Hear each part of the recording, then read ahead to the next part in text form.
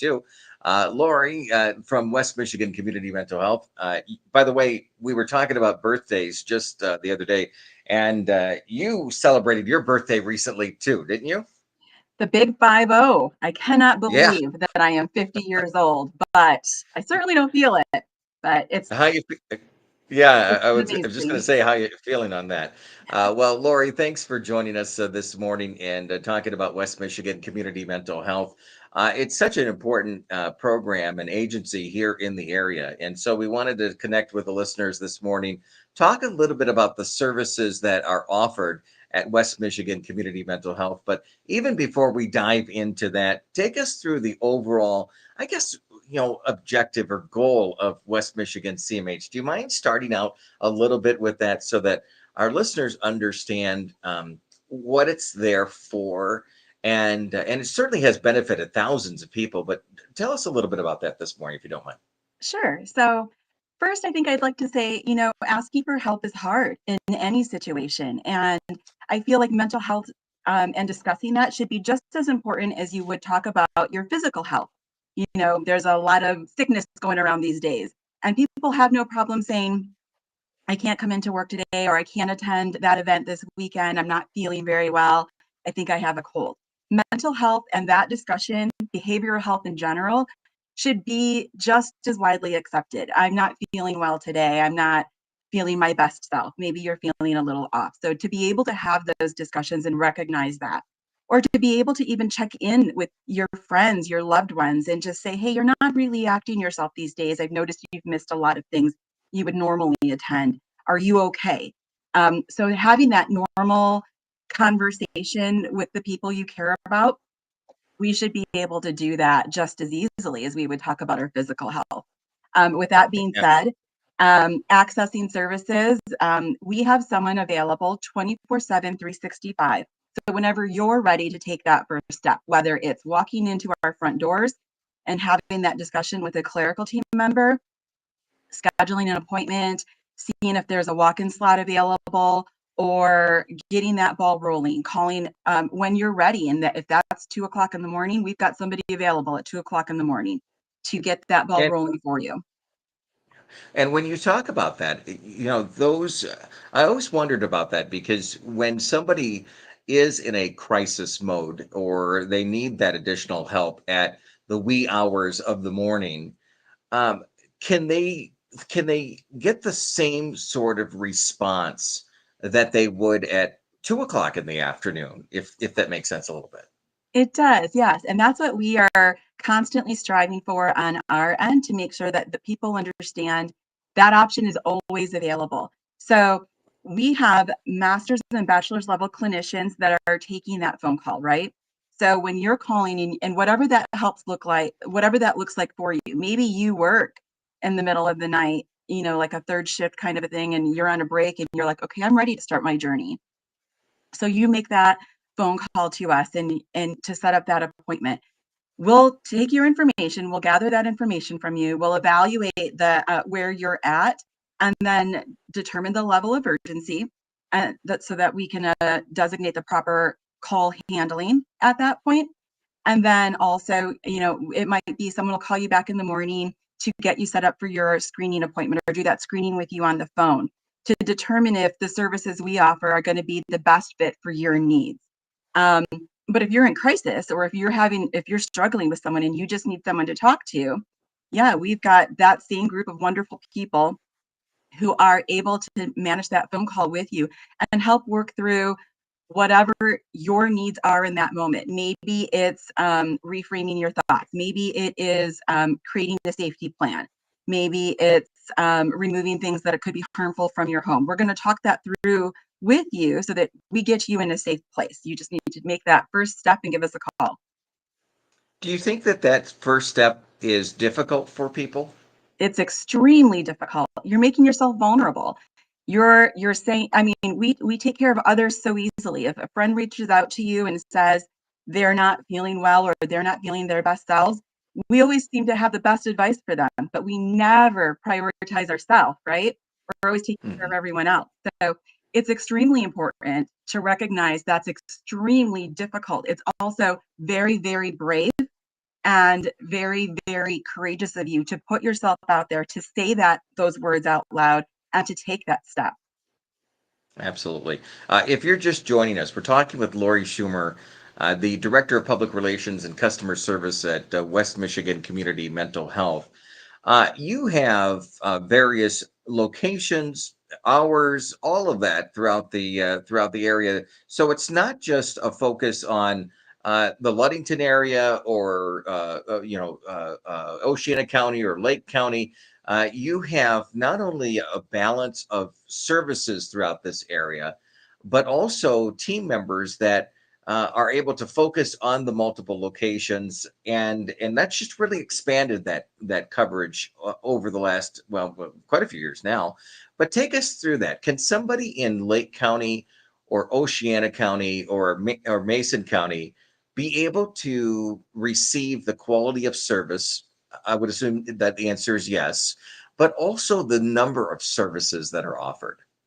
Sure. So it's not news to any of us. We live in a rural community. So we want to make sure that we have flexible hours to accommodate the scheduling needs for those that are in our community. So if you are not aware, we serve Mason Lake and Oceana County. We have mobile crisis services. So it's a team of two that if you were in crisis and if you needed support and you requested specifically mobile crisis services, that team of two would meet you where you're at. So if you're at McDonald's in Ludington or Hart, or if you're in Lake County and you're sitting in the Dollar General parking lot, wherever, or in your home, we'll go to you, because you can't plan when you're not feeling your best self. And we know that. So we're available for you 24/7 with those mobile crisis teams. Also, our offices in Mason Lake and Oceana County, we have a different variety of services that we provide. It's tailored to what you and your needs are. It's each person has their own person-centered plan. So my care might look different from the next person's care. And that's on purpose, because we really want to make sure that it's tailored to you and your needs. We have alternative hours that we have in our Hart office. So on Wednesdays in Oceana County at our Hart main site, we have hours from 7 a.m. until 6 p.m. because sometimes 8 to 5 does not work for people. So we want to make sure that we have options available to accommodate your needs. On Tuesdays, those hours are 8 a.m. to 7 p.m. So we're open a little bit differently. And that's to make sure that we're making it as easy as possible for any person out there who's seeking services to obtain those services. When you talk about services, let's break that down. Do you mind for us for the next few minutes?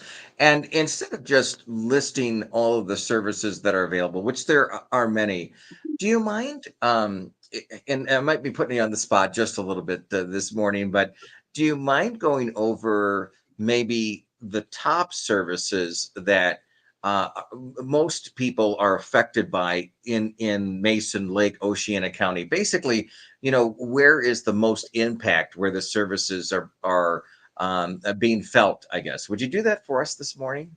Sure. So, substance use, of course, is on the rise, especially in our area. So I would say that's a really significant service that we provide. We tend to break behavioral health down, and like you said, it's so much more than just this. But we break it down into mental health, substance use, and intellectual and developmental disabilities. But from there, it expands so much. And at West Michigan Community Mental Health, we have all sorts of different treatment options. Again, personalized to you and what your needs are. That's why we spend so much time and care making sure we're evaluating what your needs are and providing you the best possible care. So if you're coming in for mental health, that could open up a door for a huge variety of services. If you're coming in for substance use, again, we have many different treatment options. We do provide some medicated assisted treatment options, MAT services. We also have free Narcan vending machines at all of our main sites. And because harm reduction is so incredibly important, and that's the intention of our Narcan and fentanyl testing strip vending machines, making that a free service. So whether you're a client of ours or not, you can come in and just go to those vending machines, and take what you need to make sure that you're safe. We also provide in those fentanyl testing strips and in the Narcan when you're ready to receive help, how to reach out to us and what that could look like, and how we can help you. We work very closely also with 988. It's a crisis helpline, and you can call, text, or chat at any time. They do have Spanish services available, and also they work very closely. They have a veteran services option as well. For When our when somebody calls in that on that, and sorry to interrupt you there, no, fine. just these are always questions that I've kind of wondered over time. But if somebody does call into that 988, how quickly can they react? I would assume that there's individuals that are trained for that response when called in. But how do they, or do they, transfer that person over to your team? How does that back end side of that work so that that person that's calling in feels like, well, they're not just passed on, passed to somebody else, but also that they realize that there's a lot of people out there to help care for them. Sure. And to be fair, I mean, we all have moments when we're not our best self, and we're all individually unique in what our needs are. And I think it can be really intimidating to be able, like I said, it's brave and courageous to make that first step. But then when you're on the phone, it can also seem really intimidating and you don't know what to share. You're also trying to make sure that what you're sharing is going to be in a safe space. And it is. We have so many rules and regulations around that. But whatever that caller shares, we then take that information with what the next steps are. 988 is going to probably ask some location information because they want to make sure they get you set up with information, services, and resources that are close to where you're at. So if you're calling from Mason County, they're not going to give you information for Grand Rapids. They're going to give you information for what's available and or get you connected to us depending on where you're at, and making sure that we're able to accommodate your needs at that time. But it's like I said, it's a vulnerable moment. So it's really important to make sure that you're honest and ready and able to have that conversation so that we can get you the best possible care and in the best possible hands. We're talking with Lori Schummer this morning from West Michigan Community Mental Health. Lori, what's the toughest service that you think that West Michigan CMH offers, in the community that the community members are able to take advantage of? What do you think? And it might be tough from a conversation standpoint. It might be tough from a geographical standpoint. What is that one service? I think any person reaching out for help and whatever service they're in is going to find that their situation and what they're going through is probably really tough for them. Mhm. And just taking that brave first step. I would say we've got different levels of programs that we provide, and all just as equally important. We have one program, it's Assertive Community Treatment Act, is what we call it. And it's where we need to walk a little bit more alongside with someone who is seeking help. So the people that we serve, we maybe have a little bit of a closer walk that we have with them, in assisting them to get back on track. Um, so yeah, but I would say like anytime anyone is it's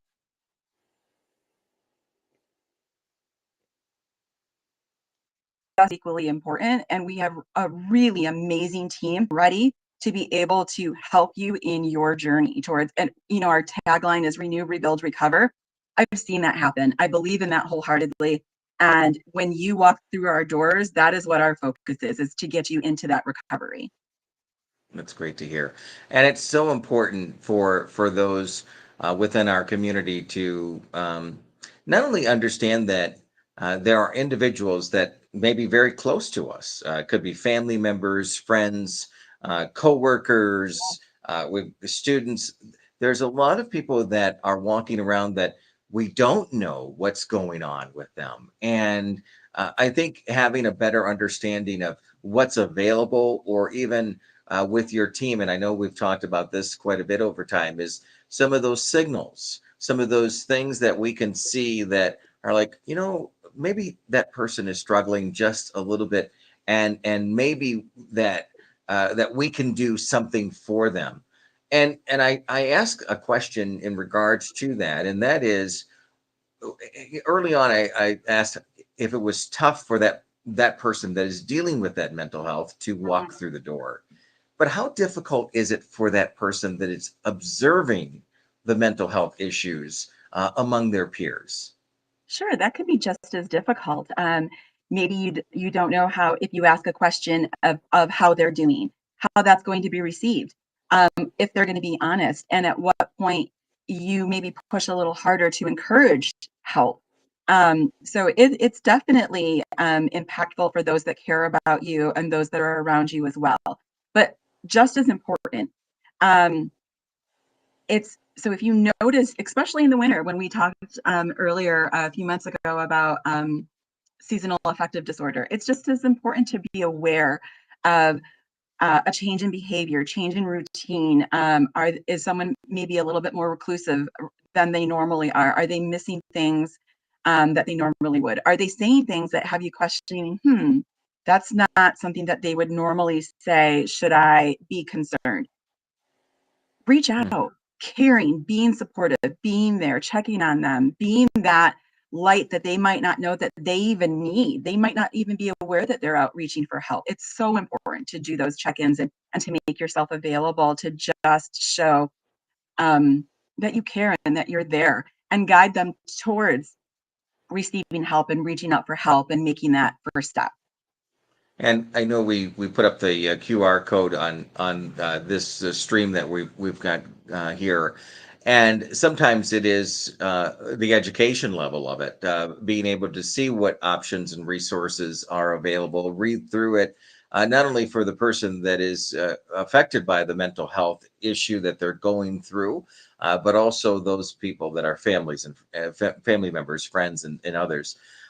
The resources are available and for them, social and such. Can you just wrap things up with telling us a little bit about what opportunities are out there that we can find more about West Michigan CMH? Sure. I'll start with our website, WMCMHS.org. It has such a plethora of information out there for people, for either maybe you're wondering what that first step looks like, or you want more information about the different types of services that we provide. We have so much information out there. I would really encourage you, if your first step is maybe just even checking out our website, to please do that. It's really got a lot of information to help guide you. And then it also encourages you and shows you how to reach out to us. It Mhm. talks to you about our different sites, our different locations, the hours, and also how to reach us. Um, Something that we also have on our website are our current job openings. We have a variety of job openings right now that are from administrative to clinical. So I would really encourage you to go and check that out. If you have a passion for wanting to help others, especially in your community, please check that out. We have from that front door service, which we call access, we have an access technician position available. The crisis services that I was telling you about, we have many crisis services, master's and bachelor's level, that are available. We have an ABA, an applied behavioral analysis position, and then something near and dear to my heart, our veterans program. We have a veteran peer support specialist program, or I'm sorry, position available. So if you're a veteran and you're looking to work on growing on a really impactful team, we've got you covered. We've got a position available. So we also have some substitute positions available. So again, go to WMCMHS.org and go to the career section and check those opportunities out. And you can even apply there as well. We All also right. have some social media platforms. We're on Facebook and LinkedIn. And these are great platforms that we use to really get information out there to educate people on behavioral health. And also we call out awareness days. So March 21st of this month is World Down Syndrome Day. We have a really great story that we're sharing, and we really want to educate everyone again on what behavioral health is. So it's really important. We also share different community events that we're a part of. So Family Affairs coming up at Mason County Central, and we're going to be there. That's March 15th. And of course, May is Mental Health Month. And then we have our second annual Walk of Hope coming up in September. More information to come on that. And then I really try on Fridays. I do a friendly Friday reminder where I just share kindness, positivity, and hope, and to remind you that you're not alone.